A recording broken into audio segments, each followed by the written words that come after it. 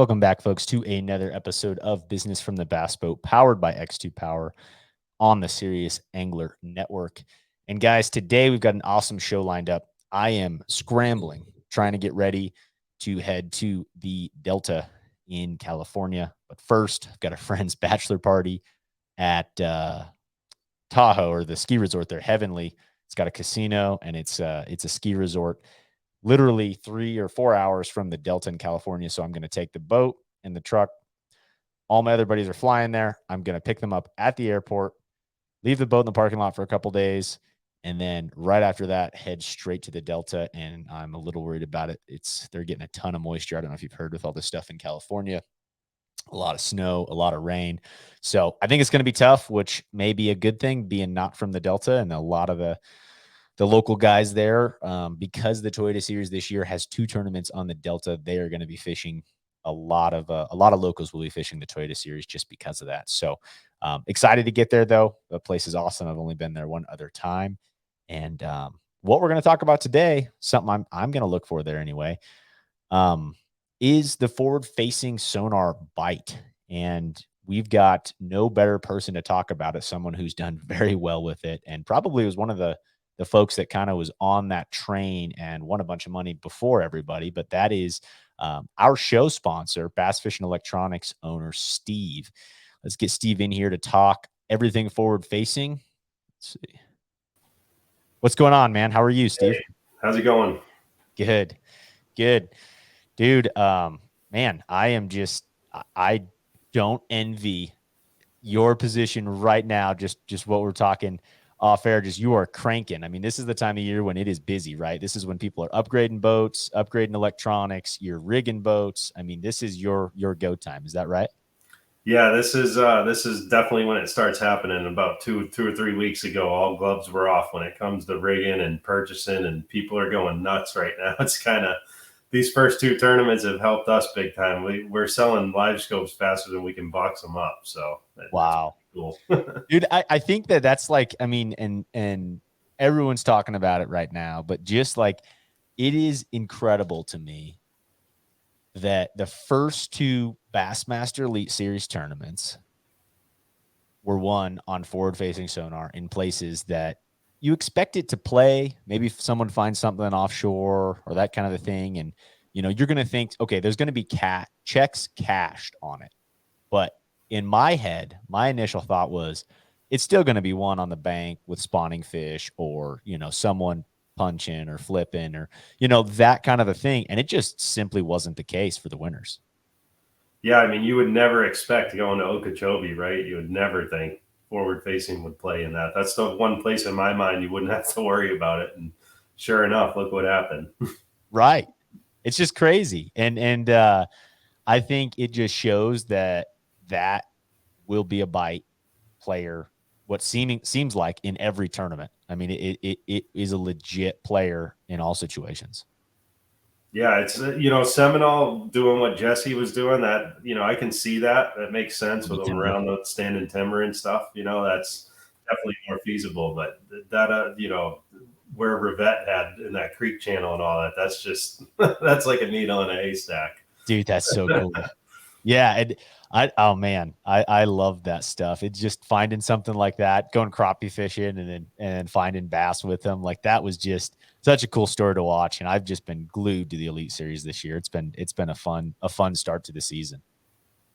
Yeah, for sure. I'm looking forward to see what these guys do with it the rest of the year too. It seems like the more people picking up on it, they're just uncovering more and more ways to utilize it, and it's pretty crazy to see what these guys are doing with it. Well, and even, I mean, I was watching on Okeechobee, Steve Kennedy flipped it sideways and Scott Martin, both of them were fishing for spawning fish, with that perspective view, or I don't know what they call it on the Lowrance side, but having that unit sideways and then literally casting at that fish without even looking at it. You know what I mean? Yeah, that's something that I've noticed. I haven't had a chance to do that because up here Either. we're not doing as much shallow stuff, but those guys, I have noticed that with perspective and scalp mode, they're able to utilize that, and like even 3 feet of water. I noticed Scott Martin doing that, which is that's pretty wild that you can see that fish just sitting on the bed, and he's actually fishing for him using that, like watching the behavior and everything. Well, think about like, okay, so and out west here too, right? I'm used to bed fishing with super clear water or very clear water to where I'm always looking at that fish, unless it's windy or that kind of a thing. But think about it in the wind, or think about it on a muddy fishery where you traditionally are just going to go and throw and throw and throw and get a bite, and you're like, hey, that might be a bedfish. Throw again, you get another bite, and then kind of get those marked before the tournament. But now it's like you can look at that one, and Yeah, it's crazy. your bank gets muddied up, that you found in practice. And I mean, the fish isn't necessarily going to leave. You can just go right back there and see them on the live sonar, which is, I mean, that's just nuts. Dude, that's crazy. It's just like there's going to be so many more uses. And I really have not, like you said, I have not spent any time on the perspective mount really at all. I've always just kind of left it traditional on the trolling motor. And I'm excited to mess with that in shallower water stuff. I've always thought it was cool, but got the 360 as well. So it's kind of like, man, I feel like I kind of have that basis covered, but at the same time, like, especially for stuff like that, like definitely going to remember watching these guys do it. Yeah, there's the using a scout mode and perspective mode, there's definitely a lot more to it. It's very depth sensitive, so you've got to have an amount. These factory mounts aren't really made to adjust the angle of it for the different depths that you're fishing. So there's some cool companies like Fish Obsessed that have come up with new mounts, and you can actually pivot that transducer and tilt it a little more, if you're deeper and things like that. And so you can actually adjust it on the fly, but it's definitely more to the forward, I'm not forward. When you're using perspective and scout, you definitely have to tinker with it. You can't just kind of leave it in one place and then change depth and not adjust it. And when you're saying, so like the traditional mounts now, or the updated since kind of the first live scope and active target kind of came out, but the mount turns sideways, but you're saying these other companies, they have the ability to angle up and down slightly. Is that kind of the difference? Correct. Yeah. Because once you get deeper, you need to be able to tilt that down more, right? Because now your cone's shooting out and you're not necessarily seeing the bottom at that point. So if you tilt it down more, then you can start to see the bottom water column. Oh, cool. So, and I mean, I know a couple local guys that use it extensively, and I've talked to them about it, and they've kind of given me some tips and tricks on that. But it's not something I played around with a lot because I just don't like to tinker with stuff when I'm out there. Right. It's like I want it set and ready to roll. Yeah. Yeah. Cool, man. No, well, basically one thing that I did kind of want to talk about, and just with what you guys do at Bass Fishing Electronics, I think that this is, like you said, people are buying live scopes off the shelf, and I think that one great opportunity for folks, if this is a first time running live scope and you aren't necessarily looking to spend a ton, what's great is that you guys have the pre-owned section, and there's a lot of live scope transducers in there right now. You can go get a 10-inch Garmin in there, those kinds of things, and save a little bit of money if you're looking to just get in. And I think that that's a great opportunity. And then I also kind of want to get into what I'm doing this year with live scope and my thoughts. But that's a great opportunity for folks kind of looking to just get in. And that LVS 32 is a great transducer. And the 34, when Garmin came out with this, I was like, oh, why are we already upgrading? It's just the fishing industry, right? Like electronics, they just rip another one out. And it's like, man, I just bought this one. But I fished on Champlain last year with Spencer Sheffield, and he had it right away, of course. And I was impressed with it. It did, in my opinion, have a better picture than what I was used to on the 32. And, I don't know. Have you messed with both of them yet much, Steve, yourself? Yeah. I mean, again, the 32 is fantastic, right? We never had anything like it. So we're not going to go out and say it's no good anymore, but like you said, that 34, there's definitely a significant improvement. We put that on Matt Becker's boat last year while he was up here, and we went out on a local pond, and I got to use it all day long.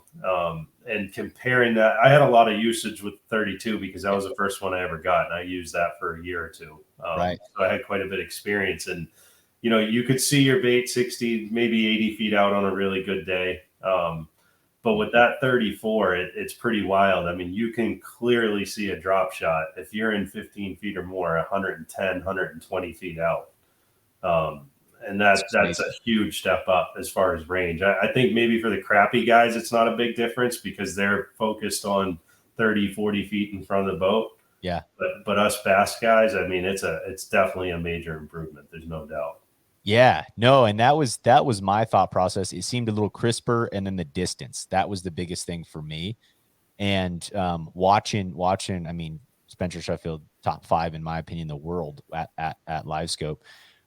It was cool to see, and he was nice enough to be like, "Hey man, watch this," like, and was showing me different things on the front. And another factor too, Steve, that I didn't think about. Now you can absolutely get it. I think no live scope or whatever forward facing sonar you want to run versus having it. I think at this point it's fairly reasonably a must if you're fishing competitively. But I've had a 9-inch screen in the past. I've had a 10-inch screen, and this year I've bumped up to the 12-inch, and that was same kind of thing. Was fishing on a couple of friends' boats and seeing that, like, man, there's a difference. Screen size plays more of a factor than I always thought. Like, I've always been like, man, I've got great eyesight. I don't need to have some big graph up here. I can make it work, and you absolutely can, and it does the job great. But there is a difference, in my opinion, going up in size.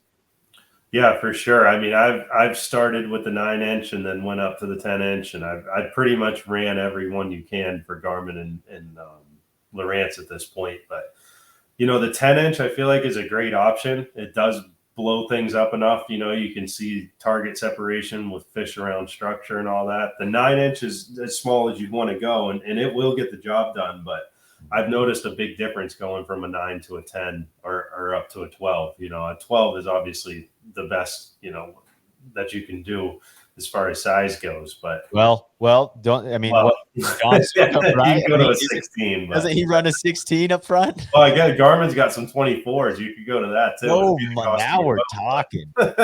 Wow, a 24, dude, that is huge. So there's some kid out of Canada now too who's linking TVs to the HDMI outputs on the Garmin and NBT or something like that.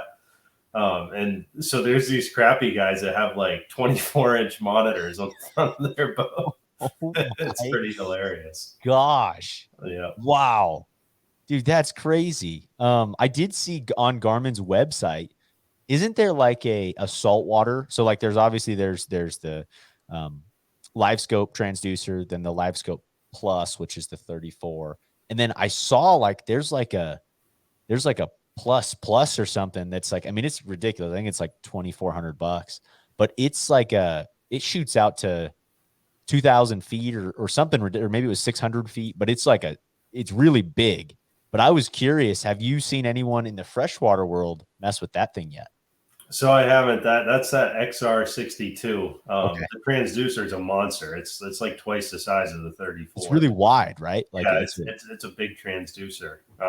But yeah, I think they developed that more for the guys doing saltwater. You can get crazy range with that, like a couple hundred feet or more, and real deep stuff and things like that. So I think it's more like a 32 on steroids, basically, where you can see real far out, but you're not going to get that crisp definition up close. But I have heard rumblings of guys trying it, and it's still a great transducer, but it's just not feasible for the average guy, right? Because of the size and the cost. I mean, it's $3,000 for the transducer and the module.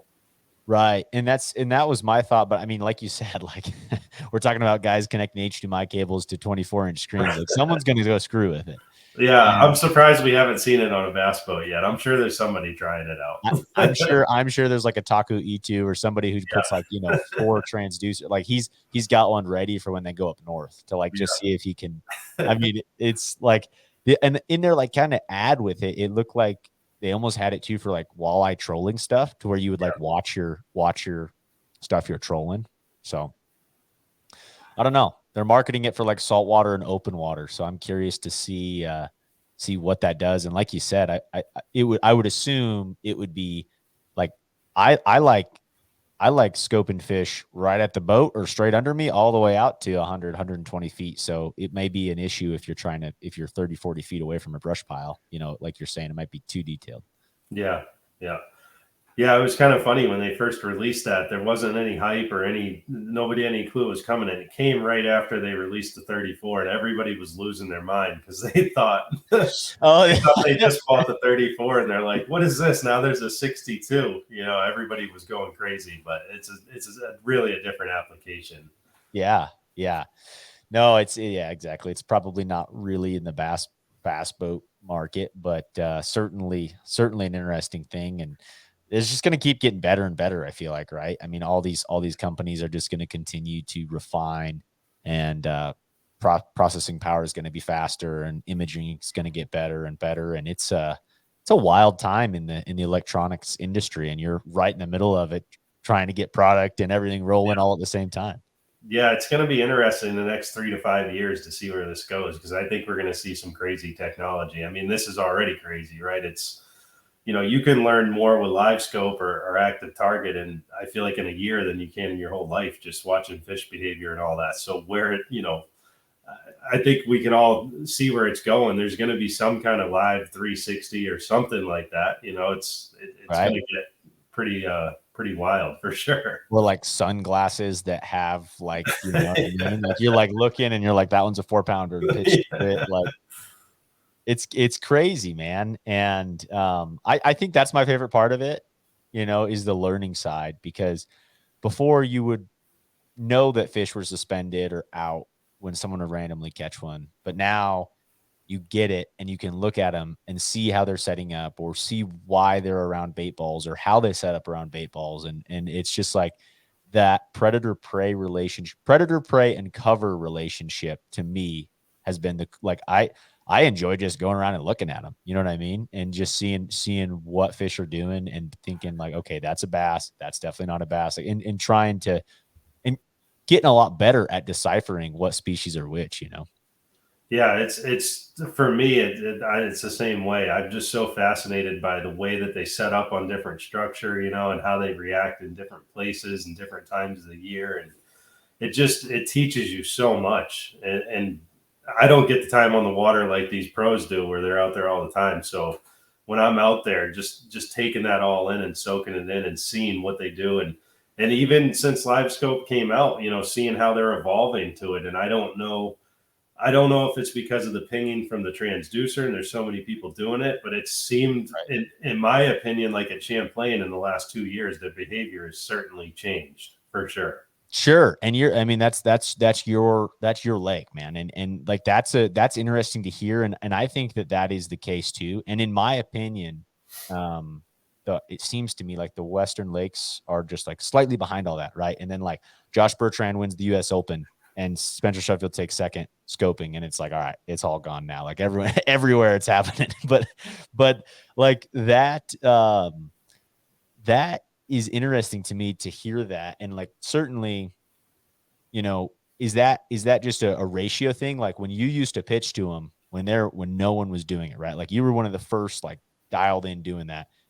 It was like probably a really good ratio, right? Like they'd all buy. Yeah, I mean, I like when I won that Toyota series a couple of years ago. That's all I was doing was using active target all day. And I mean, I don't know what the exact number is, but I bet 60 to 70% of them would bite, or they'd run after it. And now I feel like that number is probably like 20%. You know what I mean? Like I feel like at times, at least when I was there on Champlain this last year in the Toyota series, I mean, Spencer was like, dude, it's right now. He's like, right now for me, it's like 1 in every 25 or 30 fish. Like it was tough. You know what I mean? It changed. I mean, I didn't talk about it back when I first started figuring it out, because I figured the less people that knew, the better. But right. I mean, that Toyota was unbelievable. I was catching 60 to 80 fish a day in the tournament. I mean, that's the game in smallmouth derbies, right? It's a numbers game. It was unbelievable. And last year in the Toyota, on the last day of the Toyota series, I only caught like 10 fish or something, or 12 fish. I mean, I had like 12 pounds in the middle of the day. You'd see them, but they just wouldn't bite. Right.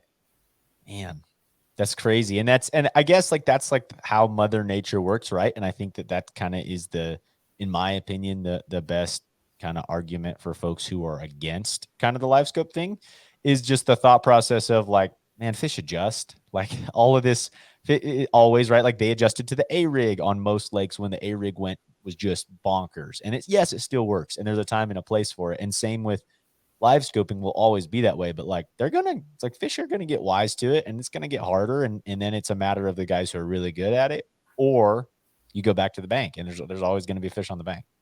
Yeah, for sure. And who says those fish don't just, if we keep pressuring them the way we are with all this live sonar, they could just go out in the middle of nowhere. I mean, we're catching them in the middle of nowhere, but they could be really in the middle of nowhere, Right. Like go over like Champlain, they could be over 200 feet of water just roaming around and trying to find them as fast as they are. It'd be almost impossible. Right. And then it's like here today, gone tomorrow kind of a thing too. Exactly. Dang. Well, I got a question for you, especially because Okeechobee, Seminole both won on forward-facing sonar. The rest of the Elite Series schedule, we've got the Tennessee River, obviously the classic, Lake Murray, South Carolina, Santee Cooper, Lay Lake, Sabine River, Lake St. Clair, Champlain, St. Lawrence River. So what's that? We got 1, 2, 3, 4, 5, 6, 7, 8. Of those 8 tournaments, Steve, what is your prediction?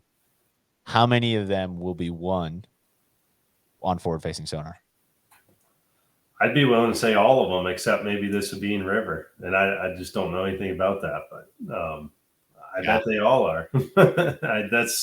I mean, once you see that one won at Okeechobee, why can't they win the rest of them? I'm going to go with, man, I think totally there's the opportunity for all of them. I think St. Lawrence River, Champlain, St. Clair, those are obviously all no-brainers. Lake Murray is a no-brainer. And then it's like Sabine River, Lay Lake, I don't really know much about. Yeah, I don't know anything about Lay Lake. So, and then the Tennessee River could be a crank-in deal or a bank deal for sure that time of the year, being that it's in March. But man, I venture to say all of them but 1 or 2. I think I'm on the same boat with you. Is like the vast majority of these going forward, which is incredible. So certainly, and I think what's cool is watching with how we have live fishing nowadays, like you're saying, watching Scott Martin and guys flip stuff over on their transducers and stuff. Like you're getting the ability to kind of learn some of that, which is kind of cool. Yeah, I think they started doing that last year. There was a lot of rumbling in the elites. Those guys were catching them in the early tournaments last year on the same deal, but nobody was really talking about it. You know what I mean? But right. That's something I haven't had the chance to experience, but there's obviously a demand there for it. You can catch them. There's no doubt. Yeah, no doubt. Well, dude, I just wanted to pull up here. Let's see if we can present. For those of you listening on the podcast and not on YouTube, I'm going to pull up Bass Fishing Electronics website. I wanted to go over just a couple of the different sales and whatnot that you've got going just on, the different forward-facing sonar bundles for folks interested in putting on their boat brand new, with kind of the top level stuff. Let's see here. Present.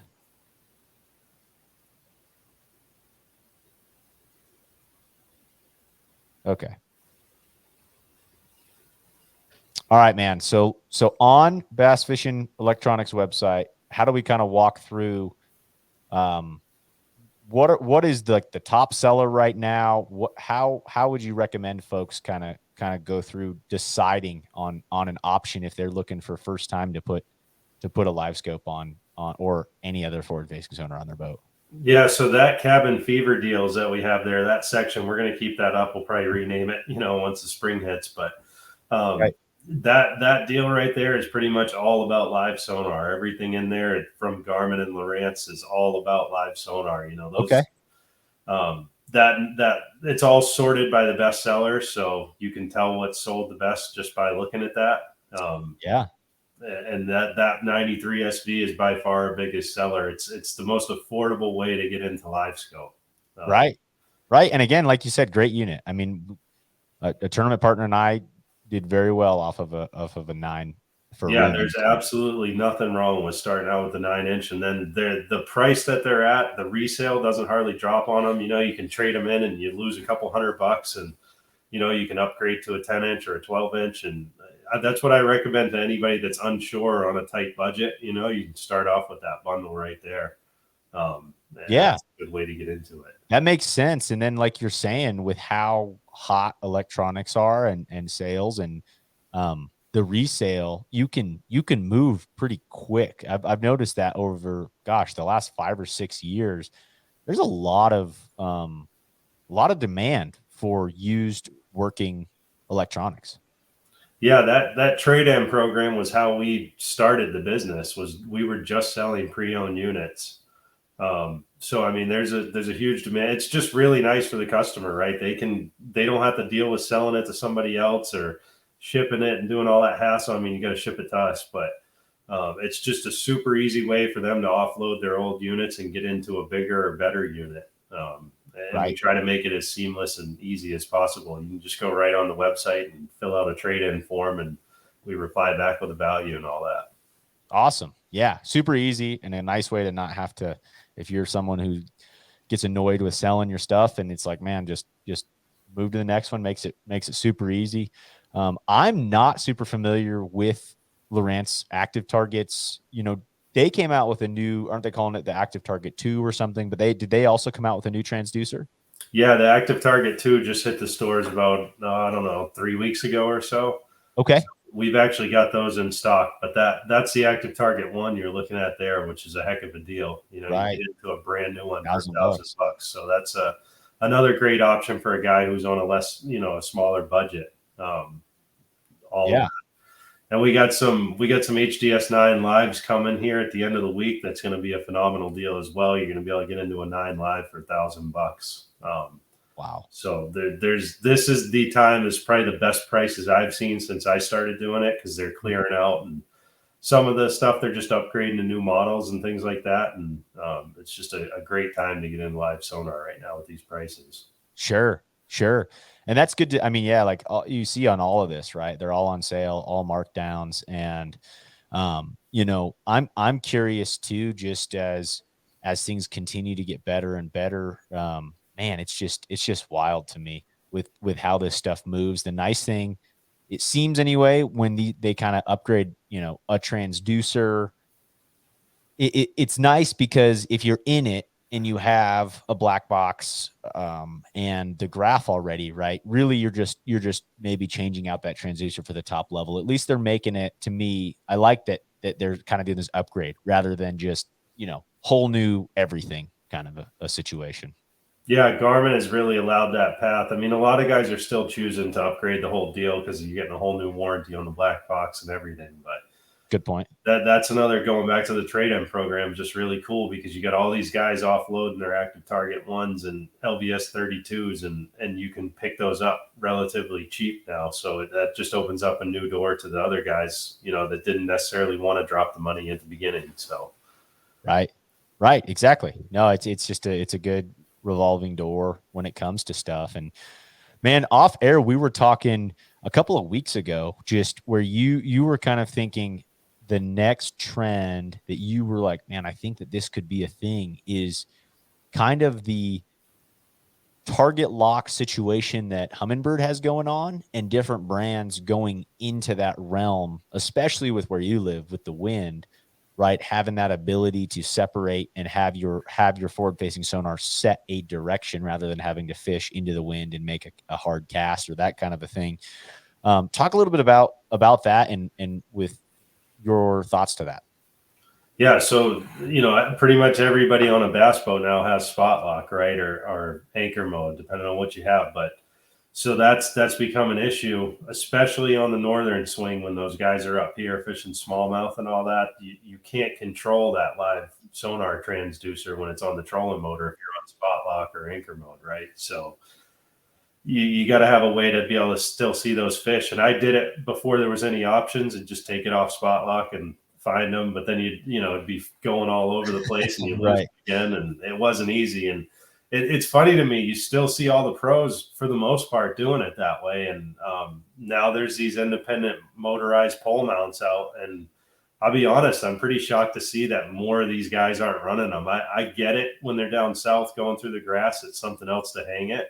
Right. But coming up north, I'm really surprised that we don't see more. We see it like on the consumer side because we're selling them as fast as they can make them. So, yeah. I mean, they're definitely picking up popularity, but I am surprised that we don't see more of the Elite Series and MLF guys with this independent poles on their boats. Right. And I think, do you think any of that has to do with how 360 kind of came first to the market on having something else connected to the trolling motor, that it's just like people are like, gosh, this is already so much going on up there, and that's why it's been slow for the pros? Or, why do you think that is? Or can you speculate to any of that? Yeah, I think it is kind of a combination of that, right? There's a fear of that breaking, it's something else to break. It's mechanical, so it's definitely prone to failure, just like a trolling motor or anything else. And the weight, it's a significant amount of weight. If you get a 360 and 2 live sonar transducers hanging off your trolling motor, I think that's like a solid 70 pounds you're lifting for sure. You're going to pull that sucker out of the water, and it's no joke. You know what I mean? It's a back workout. Every I mean, like if you're in a run and gun tournament, like, man, you're on Hartwell or something when they're oh, dude, you'd be getting ripped in no time. Lifting. Yeah, I mean, this year, so I've run a pole mount for the last 2 or 3 years now. Okay, and exclusively, or did you have a transducer? I've only ran it on a pole mount. I haven't had anything on the trolling motor for the last 2 years. Okay, how's that been? It's great for me, but again, I'm not traveling all over the place. I'm basically just fishing deep, clear water up here in the Northeast, Champlain and stuff in New Hampshire. Right, and it's more suspended smallmouth, so I feel like it's really good. I can see the need for having it on the trolling motor when you're up chasing largemouth shallow and stuff like that. So that's what kind of led me to this year, playing around with this stuff more. I'm going to run one on the trolling motor and one on the pole mount, and then I can kind of have the best of both worlds. Gotcha. And do you run a 360 or no 360? I have the last 2 years, but I took it off about halfway through last year, and I don't think I'm going to run one this year just because it's another graph I have to have up there, and I just didn't find the value in it. I choose to spend more time sitting behind the steering wheel and try to find that structure ahead of time, and have it marked, and then I can see if there's actually fish on it with the live scope. So. Yeah. And that's an interesting debate. And I've had it a bunch with partners on the podcast and just everyone talking electronic stuff, because number one, back to the weight thing, I've got 360 on my boat, and lifting that trolling motor up and then going to a boat that didn't have a 360 on it, like borrowing a friend's boat for something, like I was blown away. Like I was ripping that thing out of the water so fast. And it was like, whoa. And then to your point too, just as we keep adding weight to the front of these boats, 2, 3 graphs up front, graph mount that's heavy, and then you're talking 360 and potentially a turret, and just now you're adding pretty heavy weight. Like you're losing top end speed. These boats are pretty top heavy when you think about it. Yeah, there's a whole nother factor there, right? If you're adding the triple graph mounts on the front and you're putting all that weight on the trolling motor, there's a lot of things you can take into account, as far as wearing down on the front end of your boat. That's definitely a major concern. And I've learned a lot personally over the last few years on how to, troll tamers on your trolling motor, locking the thing down. That's a huge deal. And they can't just be screwed into the deck. They got to be through bolted. And I've started, like, if we do a triple mount, we'll reinforce the whole front end of the boat where the triple mount's going on with starboard and things like that, because you got to think that's not designed for that amount of weight, right? So and you're also in a different application with where you're at up north. I mean, you're working on guys' boats who are spending time on the Great Lakes, on Champlain, where it's real. I mean, you're getting tested on the water. Yeah, and I've seen it for so many years fishing on Champlain. These guys come back with their graphs hanging off the front of the boat. It's because they just took what was there and just screwed into it. And you can't do that anymore. If you're going to add all this stuff, you can't expect to order a mount, even if it's a custom mount. You can't expect to order that and just screw it right in and think that it's going to be good to go. Because if you're pounding 4-foot waves all season long, something's going to give eventually. Right. Yeah. No, and it's just another thing, like you said too. I think about too, just, you know, there's no secret, just trolling motors have a lot of moving parts, especially with how much we push them down to then lift up, go into the water, pull them back up. And those bushings and all that stuff wears out. And I feel like just having more weight and more vibration when you're running down the lake, all that stuff, right, just adds incrementally up. And we're just adding more and more. Like, we need to start bulletproofing trolling motors if we're going to keep adding crap to them. Right. Yeah, they didn't, you know, the trolling motor manufacturers aren't designing it for that, right? And they'll be the first ones to tell you that. And in all fairness to them, I mean, you know, it's really not on them when we start wearing these bushings out and all that. So that's things you got to consider. And like, back to these pole mounts, you know, that was the biggest issue when these first came out 2 or 3 years ago, was we were breaking a lot of them because that pole's hanging off the front of the trolling motor with nothing to stop it from bouncing. So yeah, we decided to come up with some stabilizers that we started making for, like, the right height turret and the cornfield live sweep and all those. And we've kind of just evolved that over the last year to now that we have adjustable ones that'll basically fit anything on the market. And having those stabilizers has made a huge difference. I sent one to Jason Christie, and he said, I specifically asked him, I said, you know, what do you think of the stabilizer? Tell me, is it a piece of junk or what? And he said, you know, so he went through a couple different pole mounts, you know, before he had that on there. And ever since he had it on, he hasn't broken one. So hearing that from a guy who uses it day in and day out, it just shows that having that stabilized makes a big difference for sure. Wow. Cool. So he's running a turret like you're talking about, as far as a pole mounted live scope. Yeah, he's got a right height turret, and Edwin Evers. We got several of the guys with our BFE stabilizer on there, and I think it's making a big difference, you know, with the amount of wear and tear they're putting on their stuff. Yeah. Well, let's get into the turret stuff, man, because again, I'm not versed in it all, and I want to learn about it and kind of hear where it sounds like a great opportunity for someone fishing in the wind. And like you said, I see it more on recreational boats than I do on top touring pros, but clearly some top touring pros are using it.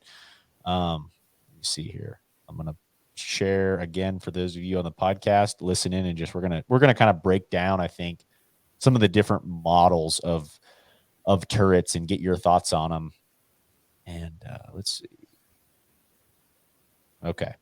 So we're on the BFE website, and we're on the motorized pole mount section. So really right now, right, there's 3 players on the market when it comes to a pole mount, and that's Cornfield, Right Height, and then Minn Kota specifically, who released it at ICAST, right, the target lock, in having that ability in the videos with Brandon locking it on a brush pile and letting the boat spin around, that kind of a thing, right? So what are kind of some of the differences here? And like, to your point there, we were talking as far as the stabilizer goes, you've got a stabilizer that can connect to any of these, and those clearly are some of your best sellers. But anyways, what are some of the differences between the Right Height, let's just say, and the Cornfield, or where do you feel are the difference makers there? Yeah, so I mean, functionality wise, they're both going to pretty much do the same thing, but you're going to see some different speeds in the motors. Like the Right Height's a little bit slower motor than the Cornfield. So the Right Height fixes directly to the trolling motor, the scissor part of the mount there. So there's no adjustable shaft or anything like that. So you got to consider when you're raising and lowering the actual trolling motor, you got to be conscious of that Right Height being there, because there's no adjustability height wise. But gotcha. That Right Height is by far our biggest seller because of the price point, and it just works. You know what I mean? You get a foot pedal or a remote, you can control it with a wireless key fob, or you can have a remote right on the deck of the boat and control it left and right with that. So if, you know, a lot of guys getting into an entry level unit and they just want to try it out, that Right Height is definitely a great fit. As far $700, and you can connect it to an Ultrex, a Ghost. Can you connect it to a Garmin as well? Yep, they make one for the Force as well. Awesome. Yeah, awesome. So great, kind of more on the entry level. It works. can't go wrong with the right height. Yep. And then the next one you have is that cornfield. And if you click on that ghost one, so that's, if you have a ghost trolling motor, in my opinion, that's one of the best options you can get. We came up with the idea of mounting it direct to the shaft of the ghost. If you look closely at that picture, you can see we use that cornfield dog bone to attach to the top shaft of the ghost. And then we have our stabilizer down at the bottom right there. Okay. Yeah. And that thing is rock solid. Like there's no flex in it. You know, when you're in rough water, you can stuff waves, whatever. And it's just rock solid. You can't mount direct to an Ultrex just because the whole shaft spins, but a guy that's got a Ghost or a Motor Guide Tour Pro, it's a great option because it's just a rock solid setup there. And that cornfield's kind of cool because it has a wireless key fob and a foot pedal. Okay. Most guys say, hey, why do I need a key fob? That's just something else that I have to carry. I got a power pole key fob and this key fob, and I want something else. But the way that I utilize it is when I'm actively searching, and this year may be a little different because I'm going to run one on the trolling motor too, but I would just keep that key fob in my pocket, and you can actually just search back and forth with that key fob and kind of just find the fish that way. And so you're on your trolling motor with your foot, and right. then you're controlling it with your hand as far as your actual live scale or your. Yeah, I mean, I'm not fishing at that point because I'm just actively looking. Right. I'm on the trolling motor on 7 or 8, 9, whatever, and I'm trying to find suspended fish or something like that. So that's where that kind of comes into play. And then once you're on spot lock or you've identified a brush pile or a rock pile, whatever it is, then you can switch over to those foot pedals. And the biggest key to the cornfield is having the wired foot pedals, and that I think the only one or one of the only ones in the market that has a wired foot pedal, and nobody thinks much of that, but you can make tiny little adjustments with those wired foot pedals. And to me, that's been a huge difference. Okay. So maybe the difference there between a foot pedal on a trolling motor and that wired foot pedal, you're saying very, very sensitive when it comes to the. Yeah. Well, like some of the other brands have wireless foot pedals for the pole mounts, and they're not quite as sensitive from what I've seen. Cornfield makes a wireless one as well. You can get it with wireless, but that wired version has been a big help for me just because, you're directly wired and it's just extremely sensitive. Got it. Okay. That makes a lot of sense. I think, going back to our topic of, why guys aren't running them or that kind of a thing. I think like I use forward facing sonar so much when I'm in search mode, right? Like as far as like being on the trolling motor, going down a bank, and then just the entire time I'm just going left and right, just going left and right as I'm going along or in a creek channel or whatever it is. So I bet what you'll see this year, Steve, is that you're going to see when Elite Series guys, BPT guys make a swing up north. I think that's when you're going to see some of these turrets get put on. You know what I mean? And to where they're going to really need them in the wind. But I think so many guys are zoned into that of just like going on it and just using the trolling motor to go forward and also kind of be turning left and right as you're going. Like, and it's not as efficient, right? Because I'm going forward, but I'm turning a little bit left. I'm turning a little bit right, but I'm going forward. I'm going this direction. But like, if you look at my graph on the back of the boat or just anywhere where my map is, right, I'm going like this. Like you see a zigzag down the bank or wherever it is. Yeah, for sure. I mean, I do think you're going to see more of them. I don't think there's any doubt. One of our top guys, our sponsor, Matt Becker, on the BPT tour, he's running Foresight, which is a new brand that's going to be coming out in another, 2 to 4 weeks here. Yeah. So I do think you're going to see more guys like him, especially guys that do a lot of offshore smallmouth and stuff. I think you're going to see that on that swing coming up north, and I think it's just a matter of time before it really catches on as a whole for all these guys making the swing. Right. And I think that it will be, especially on that top touring pro, the guy who can justify maybe to that cost of having both. I think they're going to do what you're doing this year as far as having a transducer on both, the trolling motor shaft as well as the turret.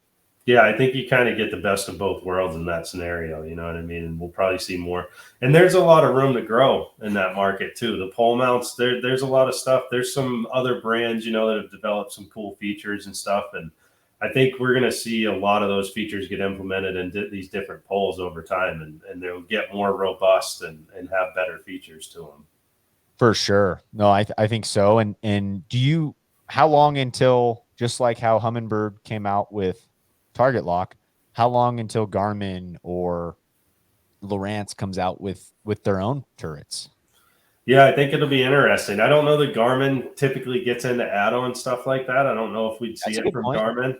Yeah. They typically kind of stay in their lane and focus, put all their energy into their technology and their fish finders and their transducers. So I'd be shocked if we saw it from Garmin, but I could definitely see Lowrance getting into it for sure. Right. But you know, we'll see. They're probably sitting back and watching how it's going to go for the other guys, right? Yeah, and see exactly. Like, I guess if you're, the only benefit to not being first to market is you get to watch what the market does and then pounce, kind of a thing. Right.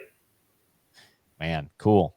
Well, I'm curious to see, just with the shows this coming up this year, right? The Classic and Red Crest, and then ICAST, just always evolving. And man, you're starting to see, like you said, I wonder how many folks, I mean, Humminbird, what, they make a 19-inch Apex. You've got the 16s plus for Garmin and for Lowrance. And it's crazy. It's crazy because it's surprising to me how much that makes a difference, especially if, kind of like yourself, where you feel like you're more leaning towards having that forward-facing sonar rather than also a 360. I mean, then maybe it's like you could justify putting a 16 there instead of having two graphs, because you have that ability to just, especially if you're dialed in on a spot, just have the entire screen be your forward-facing sonar. Yeah. Yeah, I that debate on the 360 thing, like I think it's awesome for rock and rock piles and that kind of a thing, but I tend to, just because I think I had forward-facing sonar first, I tend to still look at that more when I'm just looking, you know, at even if there's rocks. The nice thing is having both, I guess, is like, maybe you don't see the rocks because you missed them scanning, or you weren't scanning fully around, but then you see them on 360. But I still tend to take my trolling motor and point it directly at that, you know, that target that I'm going to throw at anyways. You know, I'm not necessarily just going off of 360 on its own. I think if I had 360 before I had forward facing sonar, I think that would have been different. But just how I learned to fish with my electronics was always the forward facing first. Yeah, I think, you know, from a selling standpoint, we get to hear a bunch of different opinions on why people like certain things and all that. And Right. there's still plenty of guys out there that say 360 is more valuable than live scope. I mean, I personally don't see it. I think it's a great tool to have in conjunction with live scope. If you got the deck space and the, you know, the real estate up front to do it, then I think go for it. And I certainly found stuff I never knew was there that I wouldn't have seen with side imaging and all that. So Right. I see the benefit for it. I think a lot of these guys fishing these shallow river systems like the James River in Virginia and stuff like that, you know, where there's brush piles and stake beds and stuff everywhere. I think there probably is a better benefit there, you know, in certain places. Right. So I think it just boils down to what you're comfortable with. And hey, if you That's don't what need I live said. scope and you can catch them, go for it, you know? Right. And I think the other factor too, something that you just made me think of there, that I think 360 does a fantastic job of, is grass beds, man. Like finding a hole in the For grass, sure. rather than, because on, you know, you can kind of see a hole on forward facing sonar and see like behind and be like, oh, there's kind of a lesser spot or something. But if there's a hole in the grass or a super specific grass bed, you know, you can find those kind of on forward facing. But like, man, the 360 lays a good picture out for you of like, man, hole here, hole here, hole here, and that kind of a thing, without having to be shallow enough to see it. Yeah, I mean, it makes it super easy to understand the structure in front of you, right? I think side imaging takes a little more understanding. You got to be going the right speed, have your transducer set up right, all that stuff, right? But with a 360, it's kind of put it on the trolling motor, and it's just going to paint you a perfect picture of the bottom. And there's just not a whole lot of messing around with it. So I definitely think it's a huge benefit. I'm not writing it off. It's just like if I lived down south, I wouldn't be getting rid of it. It's just up here where it's mostly barren bottom with some rocks. I just You're looking for fish. Yeah. Yeah. Yeah. No, it's good stuff. And man, I may be moving here to Idaho shortly. And so I'm excited to chase some really big smallmouth, but also there's a lake there that's got like guys from the Midwest travel to this lake to go catch trophy perch in it. Like they're like the average fish in there's like 2.5 pounds or something. These perch are crazy. Some of them get up to like 3.5 pounds. And like that sounds like, and you're on Champlain or being close to Champlain there. Like you guys have some incredible perch fishing, like commercial perch fishermen, right? And stuff. But like, I'm excited to go mess around with forward-facing sonar in those situations because panfish to me are some of the most fun and a great way to learn on the forward-facing standpoint. For sure. Yeah. Well, awesome, Steve. Well, dude, thanks for coming on and breaking down some of the stuff that you've got going with bass fishing electronics and just the forward-facing movement, if you will. And I'm interested to track some of these trends. We'll have to catch up kind of after Elite Series season and see how many, I'll make a checklist on how many of these were won when it comes to forward facing. And I think it's pretty easy to say that someone will catch a check in probably all of these with forward facing sonar, but I'm thinking as far as the winner goes, I'm excited to see how many there really is when it comes down. Yeah, I wouldn't be shocked if it was all of them except one or so. Yeah.